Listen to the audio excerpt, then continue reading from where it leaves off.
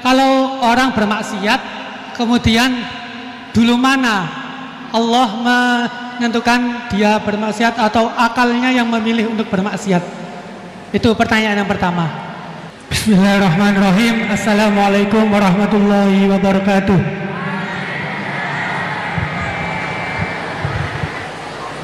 Langsung saja, ngapunten Gus. Di sini ada beberapa pertanyaan yang agak masih grundel di hati gitu. Soalnya belum dapat jawaban. Yang pertama mengenai dari tadi penjelasan dari Gusti Allah menciptakan hamba di dunia ini, ada yang taat dan ada yang suka bermaksiat gitu. Mengenai takdir Allah Subhanahu wa Ta'ala, Allah menciptakan hamba-hambanya dengan variasi yang berbeda. Kemudian manusia diciptakan dibekali dengan akal untuk membedakan dari setan dan juga malaikat. Kemudian pertanyaan saya, dulu mana Gus antara takdir yang ditentukan oleh Allah atau pilihan akal kita gitu. Begitu intinya.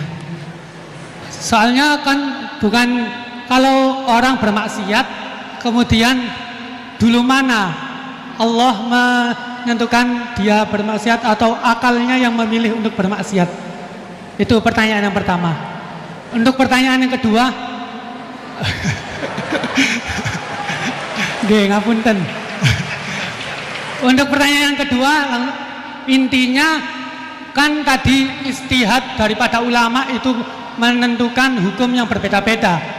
Terus kemudian kita sebagai yang hanya tabik saja mengikut, itu bolehkah?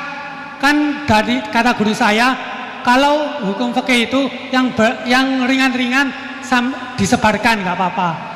Tapi yang berat-berat dipakai sendiri gitu. Tapi biasanya kan kita kebalikan.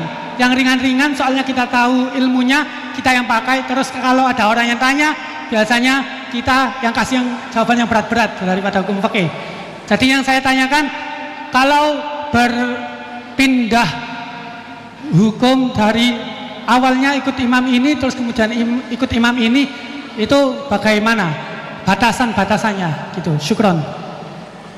Baik, terima kasih. Niki pertanyaan yang ringkas disampaikan cukup panjang. Niki langsung dipun jawab nopon. Oke, monggo Yai. Ini tadi hoax itu, saya waktunya tinggal 10 menit, enak saja. Enggak, saya nanti langsung itu, mungkin langsung ke Jogja, kan jadwalnya itu saya memang ke Jogja. Baru ini saya ke Jogja naik pesawat gara-gara hormat ke Mas Buhin. Sepanjang hidup saya nggak pernah ke Jogja naik pesawat, baru ini nanti rencananya naik. Karena tak hitung kalau pakai kereta atau bis nggak menangi ngaji di Jogja. Saya jadwalnya ngaji di Jogja nanti jam 4:30. Begini, itu pertanyaannya betul tadi, itu ngawur betul itu. Karena begini ya, masalah qadha qadar itu kan sudah dibicarakan semua ulama di kitab-kitab. Satu, kita mengikuti ahlul hakikah, idza dzukiral qadar fa'amsiku. Kalau qadha qadar sudah dibicarakan fa'amsiku, kamu harus diam di situ. Karena pertanyaannya gini, kalau kamu orang soleh, dan semoga Anda latihan jadi orang soleh, itu melihat Allah sudah menentukan semua, itu keren. Saya bangga punya Tuhan yang sudah tahu nasib saya kayak apa nanti. Saya betapa malunya punya Tuhan yang tak takoi, Gusti sebenarnya nasibnya gak biar mbah ora roh tapi kiresik. Itu kan ngeri betul. Sehingga kalau kamu soleh itu pokoknya bangga kalau Allah sudah tahu apa yang akan terjadi. Nah, soal kepanikan kita kan kadang kok nang wis ngerti aku celoko, terus gunanya apa aku sholat? Itu kesalahan kita. Kita kecewa kalau sekarang soleh, kemudian akhirnya tidak soleh dan akhirnya kita masuk neraka. Kekecewaan ini namanya khadun nafsi. Kita hanya mikir diri Sebetulnya kalau kita abdan lillah, benar-benar hamba Allah, tetap bangga karena punya Tuhan yang tahu apa yang akan terjadi. Makanya yang dibutuhkan kesalian untuk ngakoni qada qadar, dibutuhkan kesalian. Kalau enggak kriminal betul. Maka Sayyid Hasan bin Ali, saya hafalkan makalahnya itu. Di antara aturan iman harus iman sama qada qadar. Untuk menunjukkan innahu la yuqsa qurhan wala yuhlabu qurhan, kata beliau. Supaya kita tahu bahwa Allah itu tidak dimaksiati secara terpaksa. Kamu bisa enggak bayangkan Allah ngeluh gini, sakjane aku ora seneng maksiat tapi saya bisa berbuat apa?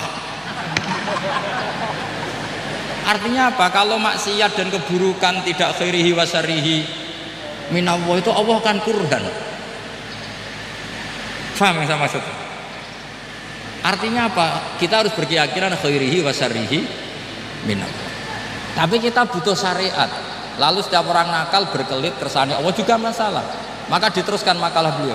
Waman hammala dzambahu rabbahu faqad fajar.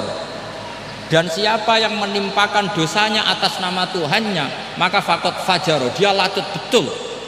Wong sing zina kuwi Allah kan gak melok zina, sing maling kuwi ora melok maling. Sing beto bak-bak kuwi ora tau beto. Terus kowe muni kabeh krana Allah, itu kriminal betul. Jadi makanya orang soleh itu harus hafalannya banyak supaya niru-niru orang soleh itu. Ini kan enggak ingin soleh tapi pakai akalnya sendiri. Itu bahaya dalam agama, karena agama itu harus ada riwayat. Makanya beliau menyebut 2 kali. Siapa yang tidak meyakini khairihi wa syarrihi minallah, maka dia faqad kafar. Karena seakan-akan di dunia ini waqa'a fi mulkihi ma la yuriduhu. Kalau kamu bilang syar tidak minallah, berarti waqa'a fi mulkihi ma la yuriduhu, di kerajaannya terjadi sesuatu di luar kehendaknya. Tapi waman hammala dzambahu rabbahu faqad fajar, orang yang menimpakan dosanya ditimpakan karena Allah, maka faqad fajar, dia lacut betul. Allah tidak ikut maling, tidak ikut zina, tidak ikut korupsi kok. Oh, ini kehendakmu ya. Nah, kalau kamu bisa paham itu, ya sudah jadi orang soleh saja. Kalau enggak, ya pilih wa amsiku tadi apa? Sudah, tidak usah dibahas. Jadi saya mohon semua yang dengar ngaji saya ini, yang enggak tobat supaya tobat, yang sudah tobat ditambahi ilmu, karena biasanya tobat itu ya karena tidak ngerti apa-apa, semua mikir. Itu makalnya Sayyid Hasan bin Ali, cucunya Rasulullah SAW, dan itu diamini oleh semua ulama. Saya pernah ditanya seorang rektor, nggak terima dosen, nggak terima mahasiswa, rektor tanya, Gus, yang benar itu Jabariyah apa Qadariyah? Jawaban saya lucu, sementing soleh dulu, kalau setelah soleh kamu nggak apa-apa Jabariyah atau Qadariyah. Karena setelah kita soleh, perasaan kita gini, qaddaronillah ala sholat, saya bisa berbuat apa di depan kehendak Allah. Sehingga perasaannya orang soleh ketika mengatakan al-abdu majbur adalah mengatakan la haula wala quwata, asal soleh loh ya, asal soleh. Tapi kalau orang itu tidak soleh, dijawab apa saja ya berengkel loh. Umpamanya natine ra tau tenang sama Allah. Qadariyah juga sama, ini penting. Misalnya ada orang soleh Qadariyah, mesti cara berpikir, oh pangeran ku adil ya, sing sholat diganjar swarga, sing zina diganjar neraka, sing ora nyolong diganjar swarga, sing nyolong diganjar neraka, kan adil. Mosok sing nyolong dilebokno swarga, sing sholat dilebokno neraka, kan jadi lucu. Artinya ketika dia Qadariyah juga ingin membaca hikmahnya Allah bikin aturan. Asal soleh, sama lagi asal. Jadi orang itu setelah soleh itu bisa improvisasi sendiri. Makanya ini pentingnya ayat innalladzina amanu wa amilus sholihat yahdihim rabbuhum biimanihim. Orang setelah iman nanti akan ditunjukkan oleh imannya untuk mengelola was-wasnya setan. Misalnya saya itu termasuk kiai yang terkenal, kalau diundang susah. Karena saya fanatik fikih, saya punya ibu, saya punya pondok, itu artinya punya kewajiban. Yang bisa mengalahkan kewajiban adalah kewajiban sing akbar, yang lebih besar. Nah ini mau diundang mahasiswa ini kan jelas tidak akbar. Nanti maksudnya tarkul wajib di ajli sunnah, wah kriminal saya. Meleburi bapak meninggalkan wajib demi sunnah. Ya jelas ya, jadi kita harus terlatih dengan bahasanya orang-orang soleh. Kalau tidak masalah besar, masalah qada qadar zaman sahabat itu sudah terjadi perdebatan. Terus ada yang cerita, ada riwayat idza dzukira ashabi fa amsiku wa idza dzukiral qadar fa amsiku. Kedua masalah ijtihad fikih itu nggak apa-apa, memang dari awal furu'iyah kan, dari awal furu'iyah. Kalau nuruti ijtihad gini, kalau ada mahasiswa tanya sebaiknya dijawab apa enggak? Mungkin sebagian narasumber sebaiknya dijawab biar marem. Terus sebagian narasumber sebaiknya nggak usah dijawab. Wong mahasiswa ben pinter kok apa-apa takok, gak mandiri. Itu namanya ijtihad. Jadi kalau furu'iyah itu mungkin sekali. Ya ini saya masih punya waktu 2 menit, masih satu pertanyaan itu hoax tadi yang 50 menit.